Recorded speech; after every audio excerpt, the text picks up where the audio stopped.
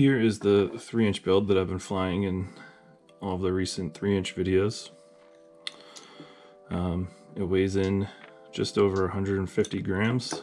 So with these smaller 4S batteries, it actually stays under the 250 gram limit. But I also fly it with these heavier 850s. I'm kind of on like my second or third revision of it now. It all started with this frame. It's a Syrian's, basically some kind of clone of something. I'm not sure what came off of Banggood. I bought it from somebody for $5, and I thought, well, that's pretty cheap. Let's put together a build and see what happens. That's possibly the worst way to start, but here we are. The only original part of the build now is the stack.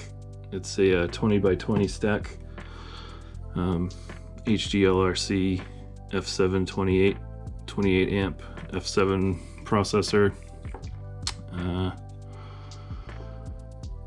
It's been great. It works really well.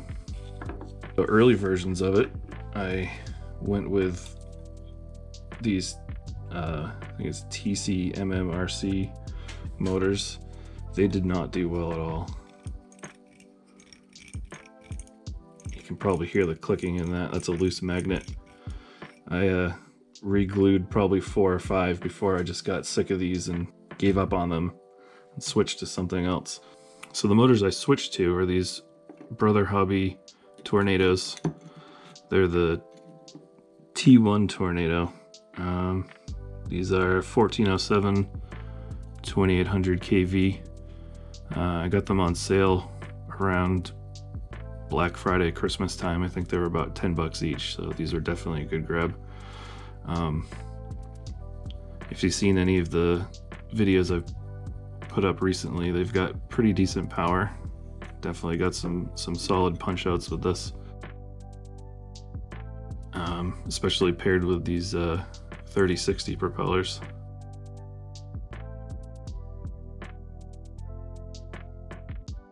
Here's my original VTX. This was a hand-me-down. It's a run cam something. There wasn't anything wrong with it, actually. I just tried bench testing it one day and either gave it too much voltage or it shorted or something. A little puff of smoke, so I decided to just move on to something else. Replacement VTX I have in there now is a Diatone Mamba TX500, another hand-me-down. This is basically the hand-me-down build, which is great. I can do 25, 200, and 500 milliwatt. I've got it at 200 right now. Along with it came this Fox Ear Lollipop. This is a great addition. I had a lot of antenna problems before, either poor mounts or just not very good antennas. One of the downsides you can see to this frame is there's not really any third-party support. So having to get a mount for this, I had to resort to some fabrication with some plastic coffee can.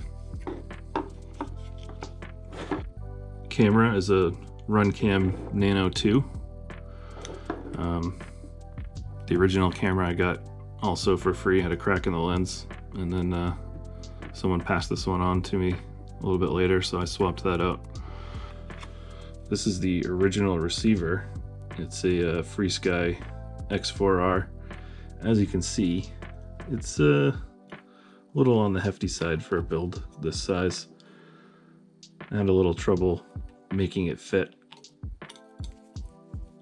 so I moved on from that. It still works fine, so I could definitely find a place for it someday down the road. I switched over to an Express LRS receiver, much smaller than the X4R. You can't really see it because it's covered, but this is one of the ones with the built-in antenna. It's super, super small.